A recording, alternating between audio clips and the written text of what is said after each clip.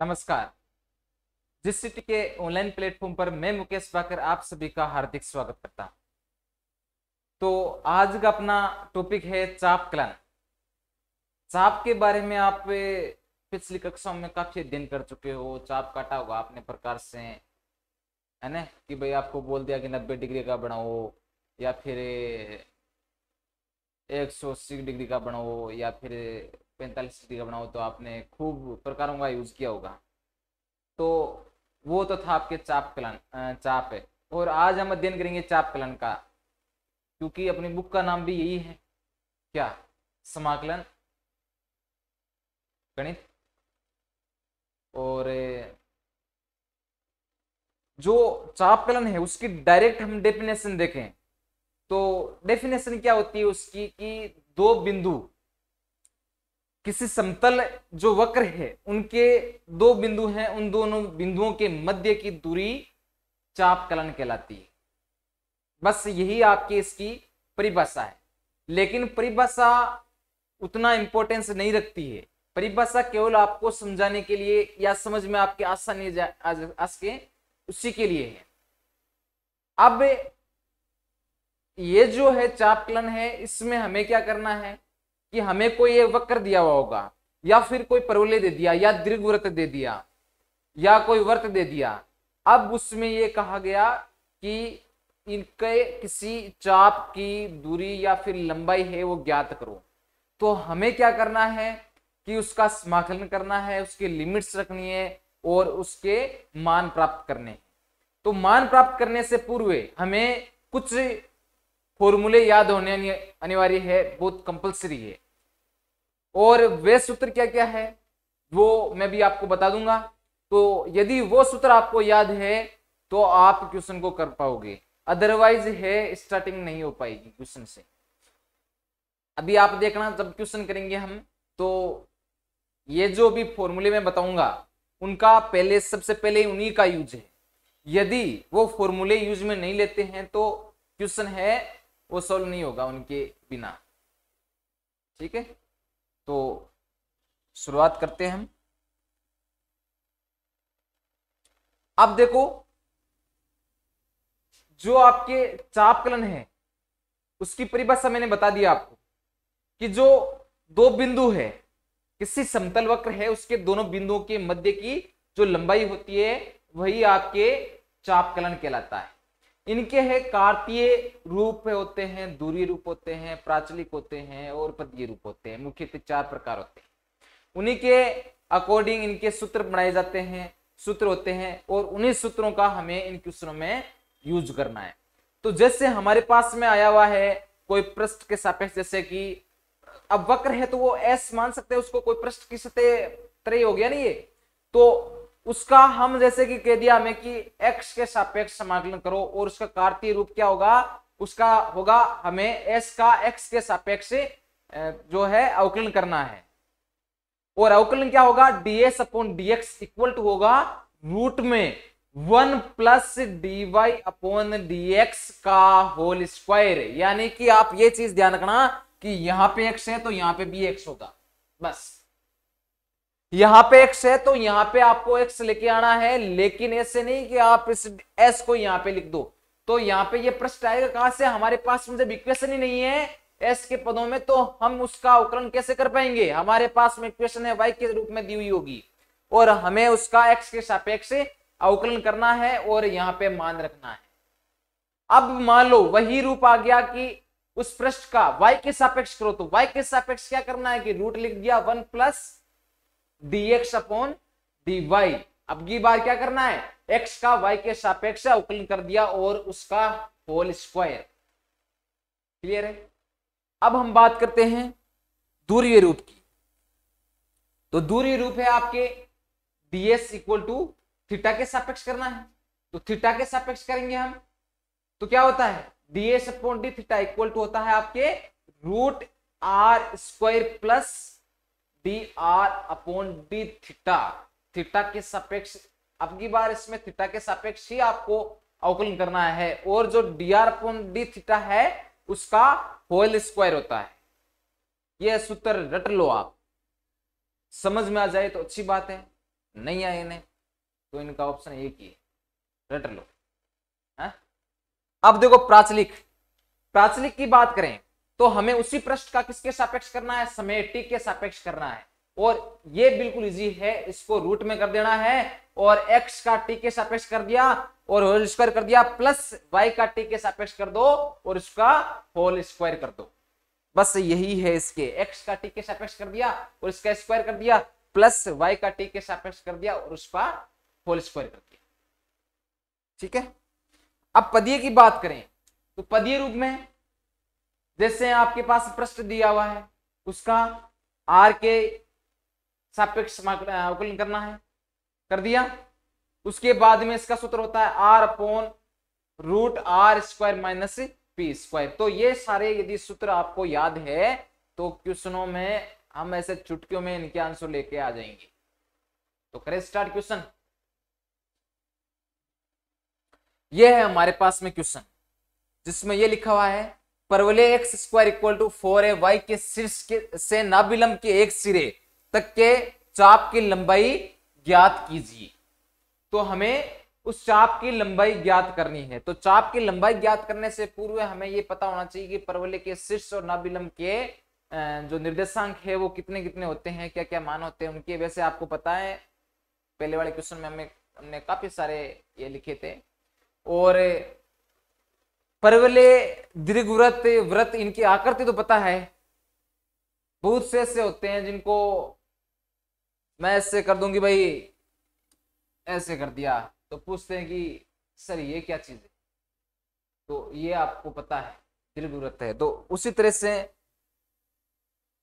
वृत्त है उसकी आकृति कैसे होती है, परवलय की आकृति कैसे होती है, ये है आकृतियां आपको याद होनी चाहिए। और ये अब है आपको नहीं बताई जाएगी क्योंकि आपका जो लेवल है उसके अकॉर्डिंग ये आपके अब काम की चीज नहीं रही। काम की चीज तो है लेकिन आपने ये पहले जो पिछली कक्षा है उनमें अध्ययन कर लिया था, इनका विस्तृत अध्ययन हम नहीं कर सकते। ठीक है, तो परवलय x square equal to 4a के शीर्ष से नाभिलंब के एक सिरे तक के चाप की लंबाई ज्ञात करनी है। ठीक है, तो सबसे पहले तो हम बनाते हैं एक सुंदर सा परवलय। तो सुंदर सा परवलय ग्रीन कलर से बना देते हैं, इधर ही बना देते हैं। ये हो जाएगा आपके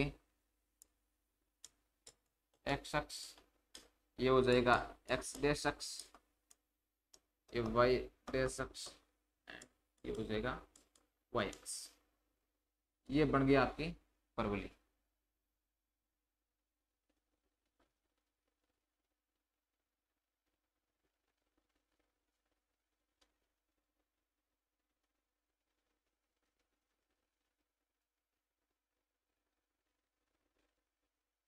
ठीक है, अब है यहां से यहां तक। ठीक है, अब नाभिलंब ये मान लिया कोई पृष्ठ है, इसका हमें इन दोनों बिंदुओं के मध्य जो है लंबाई ज्ञात करनी है। क्लियर है भाई इतना? तो सबसे पहले तो हमें परवलय के शीर्ष और नाभिलंब की बात करें तो यहां से परवलय के शीर्ष हम जानते हैं कि क्या क्या है, 0 0। परवलय के शीर्ष 0 पर ये, अरे एक्स और वाई दोनों 0 है तो ये कितना हो जाएगा, परवलय के शीर्ष हो गए 0 0। नाभिलंब के शीर्ष, नाभिलंब के शीर्ष कितने हैं भाई, एक्स अक्ष पे देखो यहां से कितना आ जाएगा 2a और सेकंड वाला a, प्लस माइनस ध्यान रखना इसमें। ठीक है, ये तो हो गए परवलय और नाभिलंब की बात। अब हमें समीकरण से मतलब है तो हमारे पास में समीकरण क्या दी हुई है परवलय की, x square equal to 4a। समाकलन की बात करें हम तो हमें पता है कि हम समाकलन है y का करते हैं और x के सापेक्ष करना है। तो यहां से हमें क्या करना होगा, y के रूप में समीकरण ले आए और y के रूप में लेके आ जाएंगे। तो हमें यह भी पता है कि जो हमें समाकलन करना है, जो लिमिट्स है, वो लिमिट्स के मान भी हम यहां से जो डायरेक्ट निकाल सकते हैं। करें शुरुआत। ये हो जाएगा Y square equal to X square upon 4 है।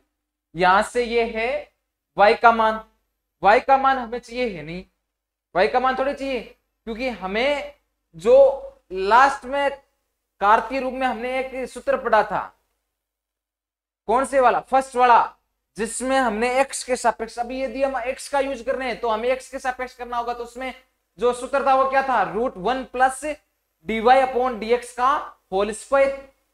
आपको दिखा देता हूं मैं,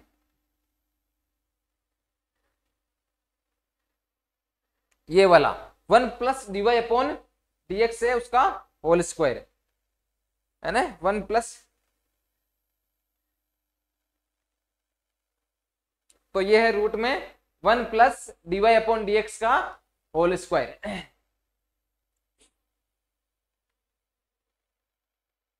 चलो,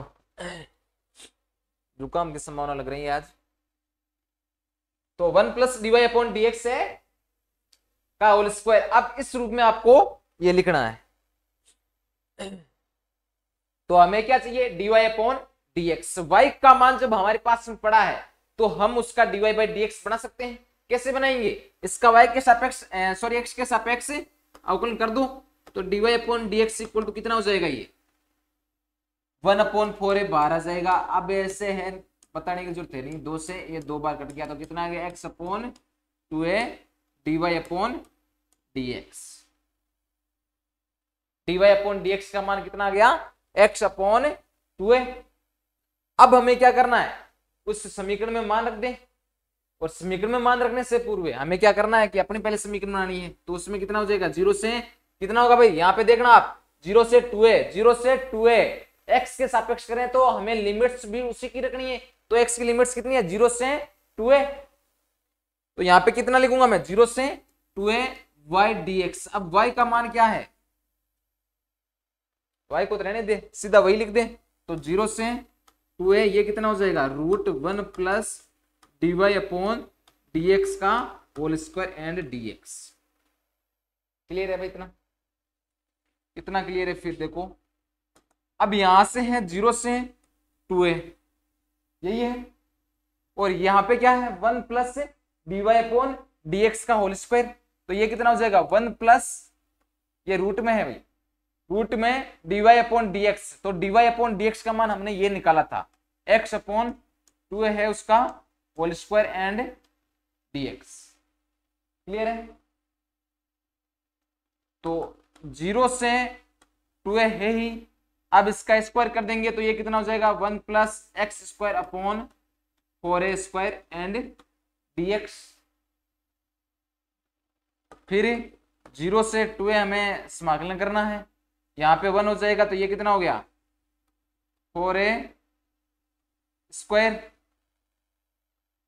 प्लस ये कितना हो जाएगा, एक्स स्क्वायर एंड dx।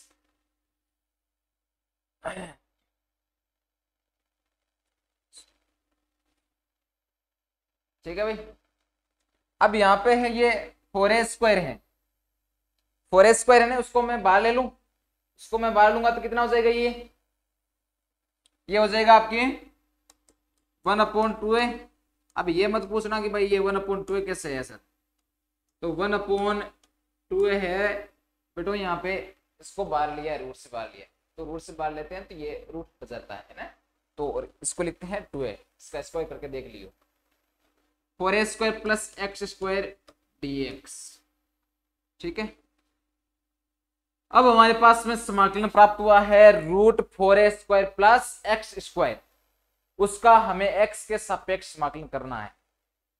तो जिसने कक्षा 12 में अच्छे से अध्ययन किया है समाकलन का, वो तो इसका डायरेक्ट समाकलन बता सकता है, और जिसने ऐसे ही कि भाई हाँ निकल जाएंगे यार, कैसे भी करके अपने को समाकलन से निकलना है, अवकलन से निकलना है, कई लोग ऐसे सोच रहे थे, तो अब उनकी ये मुश्किल होने वाली है, क्योंकि अब मैं कुछ ऐसे सूत्र लिखूंगा जिसमें आप बोलोगे सर ये सूत्र कहाँ से है, जो कि आप पहले पढ़ चुके हो, लेकिन फिर भी आपके ये कंफ्यूजन होने वाला है।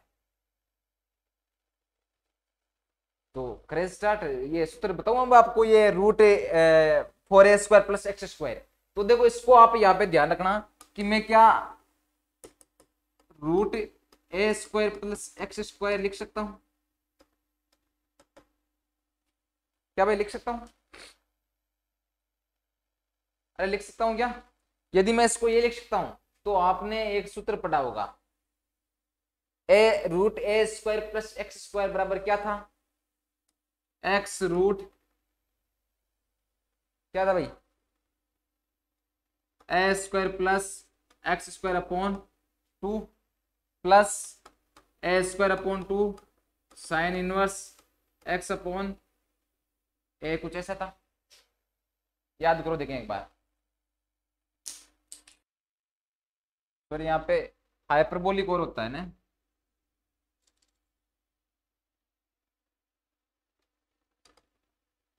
प्लस सी, ये इस टाइप का शायद सूत्र होगा, कोई नहीं पढ़ा है तो पढ़ लियो, यहीं पे पढ़ लेना, आप यहीं पे आप देख लो इसको कि ये आपके सूत्र होता है। तो अब आगे हमें क्या करना है, इसमें मान रखना है, तो रखे मान, और कुछ भी नहीं करना है, बस यही तो इसका समाकलन है। तो इसको जब मैं इस रूप में लिख सकता हूं तो इस अब ये जो मान है वो यहाँ पे रख दे, एक का मान यहाँ पे क्या भाई? 2a, 2a ये का होल स्क्वायर प्लस ये x का होल स्क्वायर, यही है, तो रखे मान। तो ये 1/2 है तो बाहर है ही, x की जगह क्या लिखेंगे भाई? ये 0 से 2a है, आप लिमिट्स बाद में लगा देना है सब। x से x की जगह x आ जाएगा रूट ए स्क्वायर, यानी कि ये कितना हो जाएगा? 4a square plus x square upon 2 plus a square की बात है तो ए स्क्वायर कितना है? 4a square upon 2 sine hyperbolic inverse x की जगह x ये अपॉन एक की जगह क्या है? 2a, और यहाँ पे प्लस सी नहीं आएगा क्योंकि हमें लिमिट दी हुई है और निश्चित समाकलन होता है उसमें प्लस सी नहीं आता, ये हम पहले अध्ययन कर चुके हैं। अब हमें क्या करना है कि बस हो गया आपके लिए, क्वेश्चन कंप्लीट है। यहाँ पे ये है, हमने इसको इस रूप में लिखा है और यही इसका समाकलन है। अब इससे क्या है कि कई बार कुछ लोग ये है इनका समाकलन और करते हैं अलग से, तो बेटा इनको समाकलन और करने से ना ये डबल इंटीग्रल हो जाता है, और डबल इंटीग्रल करते ही क्वेश्चन गलत, क्योंकि डबल इंटीग्रल हमें पूछा ही नहीं है। तो ये समाकलन हो गया। अब हमें क्या करना है, हमारे पास में ये मान पड़े, अब देखो यहां से 2 से ये कितनी बार कट गया? 2 बार। और भी कुछ कट रहे हैं क्या? कट रहे हैं तो काट देना, नहीं कट रहे हैं तो पड़े रहना, पड़े रहने दो, कोई दिक्कत नहीं है, कहीं दिक्कत नहीं दे रही है। अब हमें अपर लिमिट पड़ी हमारे पास में, लोअर लिमिट हमारे पास पड़ी, तो हम जानते हैं कि कोई भी समाकलन हो जाता है कंप्लीट तो हमें क्या करना होता है? Upper limit minus lower limit. तो upper limit minus lower limit का मान रखते हैं, तो 1/2a, ये कितना हो जाएगा? x की जगह रखना है आपको 2a, ये हो जाएगा रूट 4a स्क्वायर प्लस ये कितना हो जाएगा? 4a square upon 2। अरे 4a square plus 4a square कैसे हुआ पता है ना आपको? 4a स्क्वायर प्लस यहाँ पे x स्क्वायर है तो ये 2a का स्क्वायर कितना हो जाएगा? 4a स्क्वायर प्लस ये हो जाएगा आपके 2a square sine hyperbolic inverse x है, x की जगह आप क्या लिखोगे? 2a अपॉन 2a माइनस यहाँ पे आप करोगे 0 से गुणा करोगे तो सारा 0 हो जाएगा, यहाँ पे आप 0 करोगे तो इसका मान सारे का 0 हो जाएगा, बस -0 कर दिया। लिमिट्स का मान हमने रख दिया। अब लिमिट्स का मान रख देंगे तो ये क्वेश्चन भी कंप्लीट हो चुका है अपने, हो गया ना क्वेश्चन कंप्लीट, या कुछ और भी करना है? जो करना है कर देते हैं। ये 1/2a रूट ये हो जाएंगे आपके 8a square, 4a square plus 4a square कितना हो गया? 8a स्क्वायर अपॉन 2 प्लस ये हो जाएगा 2a square sine hyperbolic inverse 1, बस आगे ये हो जाएगा 1/2a। और वैसे देखा जाए तो इनमें से यार 2a बाहर कॉमन भी तो ले सकते हैं ना ऊपर वाले में से, तो 2a, सॉरी भाई थोड़ा मार्कर गिर गया था।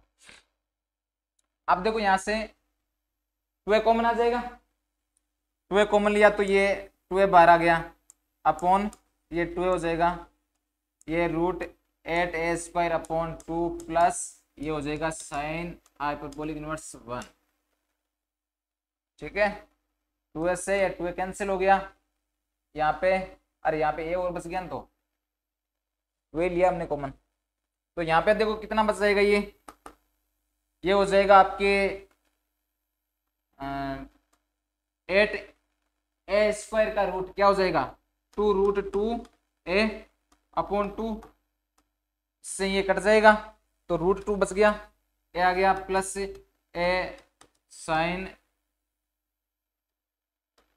Hyperbolic inverse 1। तो इनमें से एक कॉमन आ गया तो एक को ले लो बाहर, ये कितना आ गया √2 प्लस साइन 1।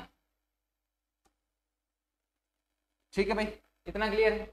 अब इसमें हाइपरबोलिक से रिलेटेड आपने यदि क्वेश्चन किए तो ठीक है, यदि हाइपरबोलिक का आपको नहीं पता है तो एक मैं क्लास बना दूंगा हाइपरबोलिक, जिसमें हाइपरबोलिक मान कैसे निकालते हैं वो सारे, ये एच होता है उसको हाइपरबोलिक बोलते हैं, और इसका जो ये साइन इनवर्स है ना, sine inverse hyperbolic sign inverse x है, उसका मान आपके होता है लोग में log x plus √1 plus x²। ये जो हाइपरबोलिक होता है उसका मान होता है, फिक्स मान होता है। ठीक है, उसमें आप ध्यान रखना, याद कर लियो अभी, तो बाद में जो क्लास होगी ना अपनी उसमें मैं आपको बता दूंगा, ये है log है ना,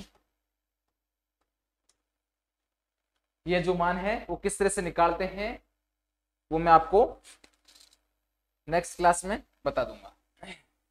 अब यहाँ पे ए है बाहर है, उसको बाहर रहने दो, √2 आ गया बाहर। अब इस साइन हाइपरबोलिक इनवर्स एक्स है उसका मान ये लिख दें, तो उसको मैं क्या लिखूंगा प्लस log एक्स है, एक्स की जगह हमने क्या मान माना है 1 है, तो ये हो जाएगा 1 प्लस ये √1 प्लस 1 का स्क्वायर। ठीक है, तो ये कितना हो जाएगा a √2 प्लस log 1 प्लस √2, यही होगा क्योंकि 1 प्लस √2 यही आने वाला है।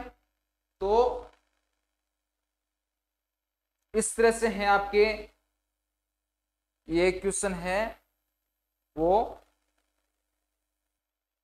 कंप्लीट है। ठीक है, तो आज के लिए इतना ही काफी है। और ये क्वेश्चन है किस तरह से होता है, किस टाइप का होता है, हाइपरबोलिक का मान कैसे निकालते हैं, समाकलन कैसे करते हैं, कोई भी चाप दिया हुआ है उसका चाप का समाकलन किस तरह से करते हैं, इसका अध्ययन हमने किया था। और इसमें वेरी इंपॉर्टेंट बात यही है कि यदि आपको समाकलन के सारे सूत्र यदि नहीं पता है तो क्वेश्चन करना बहुत मुश्किल है। इसलिए मैं आपको बार बार बोलता हूं कि समाकलन से रिलेटेड जितने भी फॉर्मूले हैं उनको आप रिवाइज कर लेना एक बार, ताकि आपके आसानी से समझ में आ जाए। वरना बाद में मैं बोलता हूं कि इसका ये होता है, मैं तो फिर भी बता रहा हूं आपको कि भाई इसका समाकलन ये होता है, ये सूत्र होता है। अदरवाइज है एक डायरेक्ट भी लिख सकता था मैं, ये 15-20 मिनट की क्लास बनी है ना, उतनी नहीं है, ये लास्ट 5 मिनट का क्वेश्चन है। यदि इस तरह से क्वेश्चन करें तो आपके एग्जाम में तो ये एक क्वेश्चन ही होने वाला है, 1 या 2 क्वेश्चन मान लो लास्ट। इसलिए है आराम से मैं बता रहा हूं, तो आराम से है। पहली बात, जितने भी फॉर्मूले लिखा देता हूं मैं वो सारे याद कर लेना। और सेकंड बात, आपके जो प्रश्नावली थी 12th में उसमें आपने सारे सूत्र लगभग पढ़े होंगे, ये तो वो सूत्र सारे याद होने चाहिए। समाकलन है कौन कौन सी विधियों से करते हैं और कैसे करते हैं, वो विधियां हैं अब आपके यहाँ पे नहीं है फर्स्ट ईयर में। बस यही है कि सीधा आएगा कि इसका समाकलन करो, तो आपको ही ये आप पे ही डिपेंड करता है कि आप उस क्वेश्चन में कौन सी विधि अपनाते हो। ठीक है, तो आज के लिए इतना ही काफी है। कल फिर मिलेंगे, जो टॉपिक अपना चल रहा है चापकलन, उनसे रिलेटेड आगे क्वेश्चन और करेंगे। आज के लिए इतना ही। कल फिर मिलेंगे। Bye bye.